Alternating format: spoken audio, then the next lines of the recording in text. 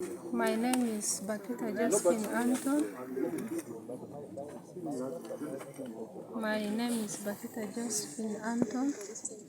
I learned so many things from Black Project. They have really empowered me in many areas. Right now I have assets. I have like goats, I have rabbits, I have chicken and ducks. Because of what I have now, it has made me to be self-reliant in the family. I am able to do whatever I want to do because things were very hard by then. But because of what they gave me, I am able now to stand alone and do certain things. Even cultivation, I can sell whatever I have, and then I hire people to go and help me in farming. They dig for me, they support me. As my husband is not around, they used to really to support me, and that is all because of Black assistance. What is your family size, and after the food ratio was cut off, how is this helping you feed your family? My family size is 6. We are 6, and when we are cut off, because of the assets given, they have multiplied. Now it is making me I can actually manage now to sell some of them. I can buy food. But because since Black has been supporting, I started hiring land. I have some food items that I dig, and when I have the harvest, I can use it for supporting myself. And right now, this has given me a big picture to see that I cultivate a large amount of land so that I can also have a big harvest at the end of the year. What do you have so far after learning these skills? How many goats do you have, and maybe in terms of the land you have cultivated, what is it like? Okay, right now I have 10 goats. I have 15 chicken. I have seven ducks. I have 7 rabbits, because I used to sell some of them, but these are what I have currently. And right now, in total, let me say I have just hired 1 acre, which I have just finished digging, and previously I have also 4 quarters, which is 1 acre also. I have put in sorghum, and then also cassava. So this is what I have. How is it helping you at home? In what benefits do you get, especially in issues of school fees and maybe health? Is it now doing better like before? Yeah, it is better actually. Those days my children used to be sent home due to lack of school fees. But right now, if I have my harvest, sometimes if I see a good amount of harvest that I have, I can sell some. Then I rush to the school and pay. And also I can sell some of my assets. If I sell maybe rabbits, the repairs of them, because a pair of rabbits is 30,000. I can sell maybe 3 of them, it can help me very fast. So because of this, my first child is now in senior 1, and I am able to put her in boarding school. Now that you've gotten this knowledge, how do you intend to sustain even when Black is not there? Actually, I take the knowledge so important that I should not leave it. I still have a bigger picture. I have a bigger picture of seeing that I take good care of my assets given so that they grow. The knowledge of having the kitchen garden should continue, and maintenance of the hygiene should continue, so that when I continue like that, it also helps me in my house. I will have healthy children who will not be falling sick throughout, even in eating one. Sometimes okay, as we conclude this interview, how have your neighbors learned from them? How is your knowledge benefiting them? It is benefiting them in a way that they are able to see whatever I'm doing in the house, and they feel like they should also do it, putting things like kitchen, garden. Some of them, they have started also buying rabbits. One of them she has bought rabbits, and the rabbits, she doesn't have a place, but she has decided to put together with mine as she constructs a house. Okay, lastly, what was the thing that you received from BRAC? How many goats? What were the things you received? I received the goats. I received the 4 goats and the 5 ducks. At the moment now, do you have? Right now, I have 10 goats. I have 10 goats. I have 15 chicken. I have 7 ducks. I have 7 ducks also. Rabbits? Rabbits are 6. 6 or 7. They are 7. Okay, conclude with your name. I'm Bakita Josephine Anthony. What is the name of you? Do you have a group here or you're just alone? No, we are in a group. Our group is called EAT. How many members are you? We are 29, but 2 left. We are now left 27. My name is Mary Martin. I'm 58 years old. I'm a CMC member in the Harmony ECD Center. What is CMC? That is this is a committee within the early childhood center. Yes, and here I'm a parent as well as a member for early childhood development center. Yeah, here it is so good. We know, let me first talk of the situation. Harmony ECD Center is a learning center for children, and it is situated in Rhinocamp refugee settlement within the village of Ochea A. It is within Zone 1. I just want to talk about the people who are settled here. These are people who have run away from a war-zone-torn area. They have passed through many difficulties. To mention but a few, these are people who were exposed to hunger due to flight from their original homes. You know, where you go, you cannot carry the food you might have had in your home along with you. And of course, people were exposed to hunger, people were exposed to threats, and so many things. And children who are learning here are of different categories. Some of the children here have parents with them. They are living with their parents. And some of the children here are separated children. We know the outcome of wars. It has very many outcomes. Some children are abandoned as their parents flee. They do not know where the children are. So well-wishers normally pick these children and they come along with. And sometimes you may find that a child is living with a relative because of one reason or another, which I cannot mention all. There are so many reasons which can make a child stay with a foster parent. And then during flight, this foster parent cannot be able to run and take this child back to the parents. So they come along, they cross along, they are settled together with this type of children.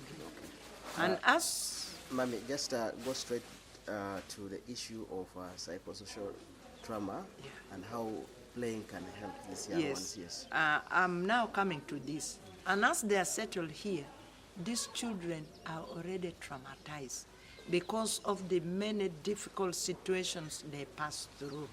So now, as these children are learning here, it is of great paramount reason that they have psychosocial assistance, such that they can come out of the difficulties they had. And all this can only be done or can be carried forward by, for example, the partner who is running this center. For example, like BRAC. BRAC can take over this and see to it that these children get counseling. Even the parents, even the foster parents themselves, they also need counseling, such that these children can feel at home as if they were with their actual biological parents. Thank you. Let me ask you a final question. Since they cut the food ratios, very many refugees are... As parents, what is the plan? Just sort plan that you think you will sustain? Our plan is to boost up income generating activity, such that whatever plan we have for the school, once there is some little finance, we can push on. We can push on slowly until when things normalize. But we cannot stop because BRAC is pulling out. Okay. Yes. Thank you. With the camera there. Conclude with your name. Your name. Yeah. My plea is that income generating activity be boosted up. That will enable us to sustain this center, and it will run normally, though with some challenges, but it will keep on running. That's what I want to share with you. My name, once again, I'm called Mary Martin. Mary? Mary Martin. Okay. Thank you very much. Thank you. I don't have the actual data with me now, but roughly, instead of HIV dropping, it is instead rising, because I don't know whether because of less sensitization of the effect of HIV, because many of these people have come from remote areas. They have never been sensitized on HIV existence. So it is good that we also boost up the sensitization on HIV/AIDS and their effects on our body. Components. One is early childhood development, which is ECD, through BRAC's humanitarian labs. The other component is livelihood support through our model, which is called the Ultra Graduation model. So this project on the side of ECD targeted 4,200 children plus, and then out of those, 700 households were supported through the UPG model. So this visit is basically anchored around people learning about the two-generational approach. The two-generational approach simply means that BRAC is targeting not only the child through providing quality ECD education, but also targeting their caregiver, most likely who is the mother. So on the side of the child, we are providing education through play-based model. On the side of the mother, we're providing a lot of training on livelihood, promotion, financial inclusion, among others. And we targeted 700 participants, of which majority are refugee women. And these have walked a journey of about 24 months. And I'm happy to see that right now, just like you have seen, many of them have graduated from extreme poverty. So right now they can stand on their own, they can facilitate towards, they can contribute towards the children's education through payment of school fees, payment for feeding, buying uniforms. Even those that are having children in other schools, for example, primary schools, some are in secondary schools, many of them are able to chip in and ensure that their children are going to school. They're also having better access to services in the community, be it health, general education services, but also when it comes to meals that are eaten in a day, we are seeing that those that could afford one meal before the project come in, right now are able to eat 2 or 3 plus, and with better nutritional options. So as the project is coming to an end, of course, there are questions around sustainability, But as you know, this has been part of the project right from the start. On the side of the ECD centers that we have built, I think I forgot to mention that we established 84 humanitarian pre-labs, which are both in Rhino Refugee Settlement, but also in Imvepi Refugee Settlement. So right from the start, we have been working with the community, with the key stakeholders, knowing that at some point BRAC will have to leave. So through the center management committees, we have been providing trainings and also encouraging them that it's important to create systems within the school that will help the school to continue running, especially payment of teachers and buying of basic requirements that do facilitate learning. So a number of our centers, as I speak, are having some income generating activities. Some schools are hiring land in Imvepi and here in Rhino, and through hiring that land, they are planting crops that will be sold, and then the profits will supplement the operations of the school.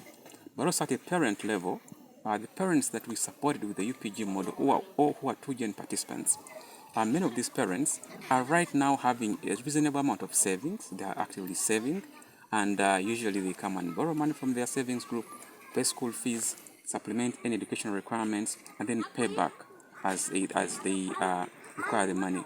But also many of our participants have been able to diversify their incomes.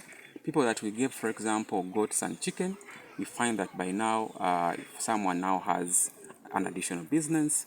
Someone, for example, has an additional income through farming, or through growing vegetables and selling, or through buying more assets. Some participants have bought motorcycles, and now as the woman is taking care of the home, the husband is riding a motorcycle to bring money that is supplementing the income of the home. So through this, we are seeing that our centers and our participants are sustainable and are able to even stay fully afloat even during the project lifetime. But also important to note is that we are not leaving them in a vacuum. We have linked them to available services in the community. On the side of health, we've linked them to a number of health partners in the refugee setting and in the host communities. On the side of markets, we have provided them with access to markets or linkages to markets. When it comes to agricultural inputs, we have identified viable and trustable providers of agricultural inputs, and these will be very, very handy in ensuring their continuity beyond BRAC. Concerning the attitude of parents, the fact is, at the start of the project, many parents were having a negative attitude towards education, and they were reluctant when it came to participating in educational interventions. For example, our programming requires active parental involvement because our play labs are community centers, are community-based, and they are anchored around a strong and supportive community. So we were very deliberate on targeting parents through parenting education, where we took them through a lot of training on their role as parents, on positive parenting, amongst others. But also we were able to strengthen the center management committees to work as direct links between parents, especially those that were still struggling or having challenges when it came to valuing education. And as we look at, what we're seeing right now is that a lot of parents have a changed mindset towards education. They are fully and actively supporting their children's education. They are coordinating as a community.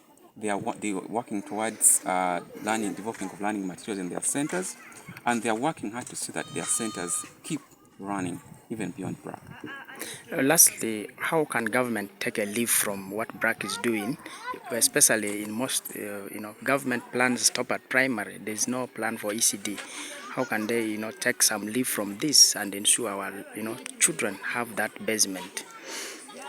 Yeah, I just call upon government to join hands with actors like BRAC and others in ensuring that early childhood education is no longer seen as an option.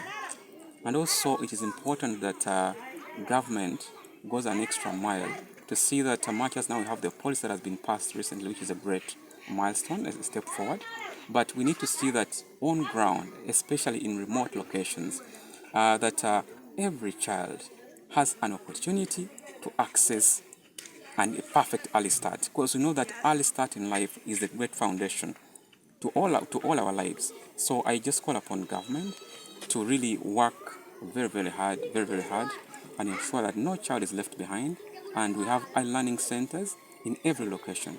Where we have existing primary schools, it's important that at least government establishes at least one classroom like it pledged to do. So if this can be achieved, that can be a perfect start for ensuring that we have an inclusive situation that is providing an opportunity to all children, irrespective of their backgrounds, to access quality learning. Okay, you'll start with your name. Mine is Joseph Omagor. Spera Atwaire, Country Director for BRAC International in Uganda. Yeah, I'm happy to be here at Harmony Play Lab in Rhinocamp, in Rhino Settlement in West Nile. This is part of the schools that we are supporting in this region, specifically in 2 settlements, including Imvepi. And we are supporting overall over 4,000 children to attain pre-primary education. The reason why we are targeting children at that age is to lay the foundation for them to be better individuals in life. We all know that these refugee children go through a lot, having experienced war and unsettled living conditions. Because of that situation, they have to leave their families in South Sudan and Lesotho here in Uganda. And so we know their parents also are struggling to actually take them to school. So we've been implementing over the last 3 years a dual generation project that is targeting households to improve their livelihoods so that they can support themselves but also take their children to school.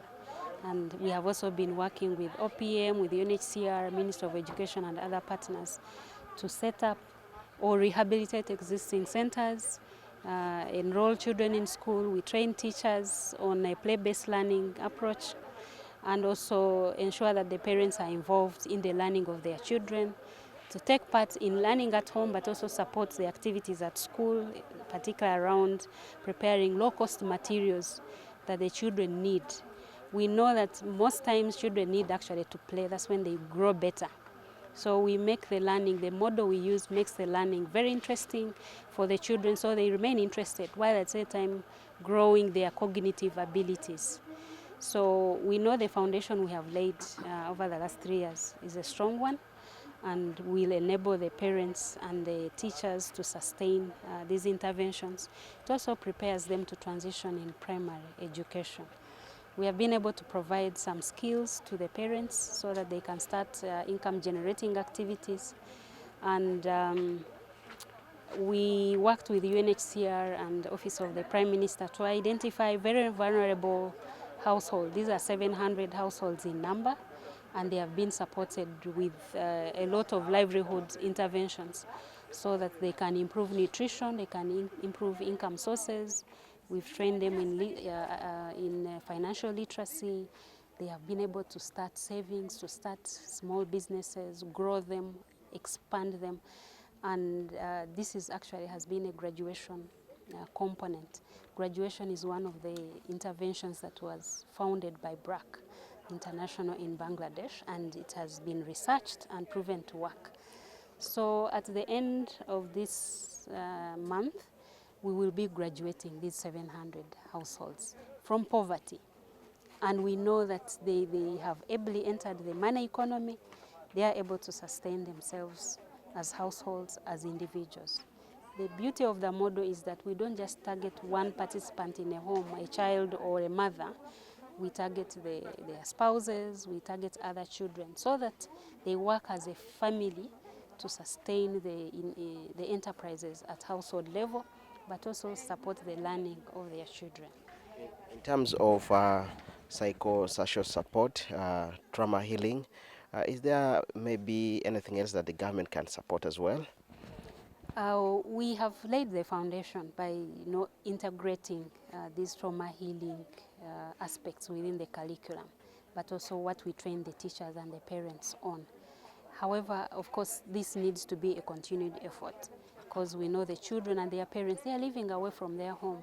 So the support they get here is enough to sustain them, but over the long term, There is need for investment by government and by UNHCR to continue to ensure that they don't slip back and actually continue to be affected by the trauma they experience on a daily basis. And so it is important to have interventions around sustaining their livelihoods, but also within their groups targeting them to have continuous psychosocial sessions and have the support groups as parents and as teachers. Yeah, so that that continues to support the learning of the children in the school. If we can also have the district education department picking up these learning centers and integrating them in their system, planning and budgeting and actually investing in improving infrastructure, because the demand is there. The children are many, but also the district needs to invest in sustaining the teachers. If they can be enrolled in the payroll or increase their salaries, that would be one way of sustaining the play labs. Yeah. Thank you so much. Thank you. I am David Kidid Bagarkayo, the resident district commissioner at Terego district, which is the host district for the refugees. Right now we are from closing the two-day workshop, whereby yesterday we were in the field. We had the learning field, we visited the communities, we visited the refugee camps, and we learned a lot from the communities with the support of BRAC. I really have to appreciate BRAC for all the engagements, for all the support that it is giving the refugees and the host communities. It has been really tremendous.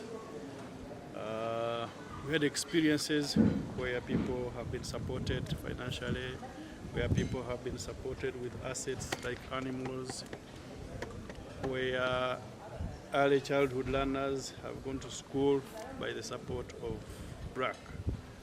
We really, as government, have to appreciate their efforts, and we really thank them so much. Learning for early childhood is one aspect of building a child.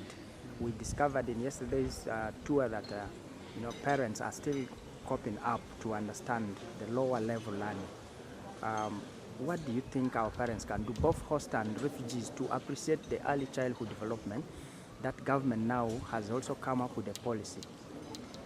Yeah, of course, the refugees before, the children did have education, but as of late,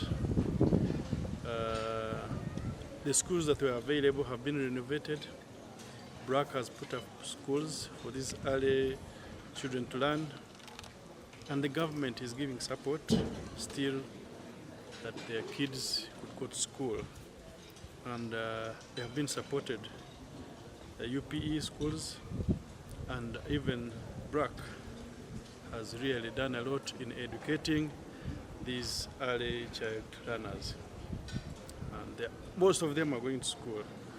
Yes. How do you feel now that children are learning by experiencing some certain things, comparing to those days where you are just learning from nowhere?